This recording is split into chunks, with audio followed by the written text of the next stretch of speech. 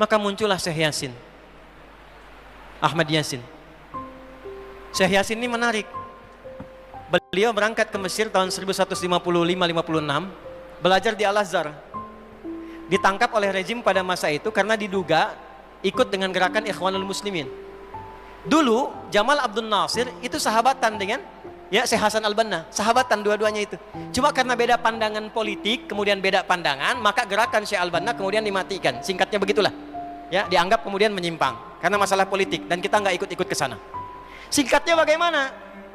Syekh Yasin datang tahun 50-an ke sana, kemudian ke Al-Azhar, ditangkap, dikira gabung ke gerakan Ikhwanul Muslimin. Beliau bingung, nggak tahu kok ditangkap. Setelah kemudian diteliti, diidentifikasi, ternyata nggak terlibat. Tapi dari situ kemudian beliau mengenal lebih jauh. Ikut ke situ, ikut gerakannya, ikut kemudian apa yang dilakukan dari gerakan-gerakan tarbiyahnya sampai pada tanggal 14 Desember tahun 1987 ketika melihat realita tidak ada yang berjuang lagi, sementara anak-anak ditawan, perempuan dibunuh, orang di jalanan ditembak begitu saja, masyarakat dipecah belah, Al-Aqsa semakin digali semakin dekat, tidak ada yang mempertahankan, sementara dunia Islam di luar tidur semua. Maka beliau membentuk dengan sahabatnya 6 orang, termasuk di situ ada Syekh Dr. Abdul Aziz Ar-Rantisi, dengan beberapa kolega yang lain. Maka didirikanlah gerakan Harakah Muqawamah Al-Islamiyah, disingkat dengan Hamas namanya. Itu yang sekarang jadi trending topik gitu. Maka dari tahun 80-an itu mereka dididik oleh Syekh Yasin dengan Al-Quran.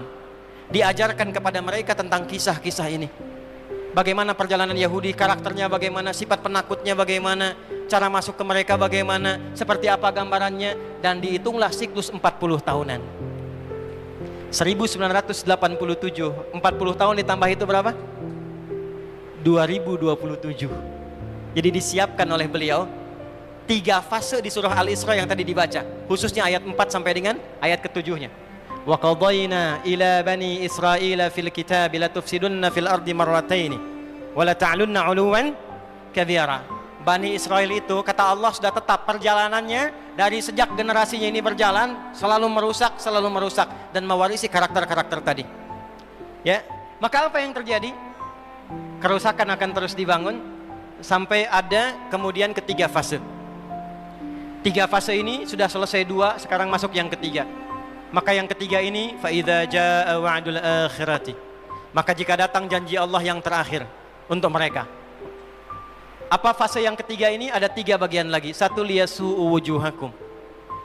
Yang kedua, waliyadkhulul masjida kama dakhaluhu awwal marrah. Yang ketiga, waliyutabbiru ma'alahu tatbira. 1 sekarang sedang diperlihatkan, liyasu'u wujuhakum. Persis sekarang orang-orang itu seperti di era Nabi yang membayangkan hingga bisa ditembus, bentengnya kokoh, intelijennya kuat, sadapannya di mana-mana, tapi ternyata dunia yang melihat kokoh itu ditunjukkan oleh Allah hanya dengan bahasa mereka, la syirzimatun qalil. Ini bahasanya Firaun. Ini kan cuma ormas kecil, nggak sebanding. Ormas kecil yang nggak sebanding ini ternyata telah bisa mengintersep semua bagian-bagian itu. Dia bisa tembus bentengnya, dia masuk ke dalamnya. Liyasu'u wujuhakum. Tujuannya bukan untuk menunjukkan mereka mampu, bukan, untuk menggugah dunia kalian kemana saja. Yang kalian anggap itu hebat, itu mampu, itu dahsyat, ternyata bisa ditembus, dipermalukan di wajah dunia. 1, janji Allah tiba. Kedua, waliyadkhulul masjida kama dakhaluhu awwal marrah. Nanti ada fase kedua. Setelah ini terjadi, selesai fase kedua, masuklah ke wilayah Masjidil Aqsa. Kembali lagi milik kita itu. Dihitunglah fasenya 40 tahunan. 1987 fase pertama sekarang berjalan, ditambah 40 berapa? 2027. Itulah fase yang kedua, saat diharapkan paling puncaknya Masjidil Aqsa bisa kembali lagi. Nah, ini bukan main-main, hitungan fasenya.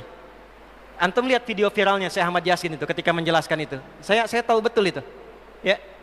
Beliau hitung itu. 2027 ke 2028, dan puncak akhirnya waliyutabbiru ma'alahu tatbira. Hancur semua, terjadi perang dahsyat. Hitungan saya sih tambah 20 tahun. Karena fasenya sampai 100 tahun. 40 tambah 40 tambah 20, 100. Maka 2037. Silahkan cek orang-orang yang ada menghitung di pertahanan sekarang. Antum tanyakan pada yang di Lemhanas, pada di macam-macam. Bagaimana kekuatan dunia pergeserannya saya yakin. Hitungan mereka 2037 terjadi sesuatu yang dahsyat. Gerbangnya sampai 2040, di atas 2040 itulah generasi emas akan muncul. Makanya Indonesia masuk generasi 2045. Itu sudah dihitung. 2030 pembukanya. Makanya sekarang punya visi 2030 semua. Saudi visi 2030, Rusia, Cina, Afrika Selatan, Brazil visinya 2030 dengan bikin bridge itu.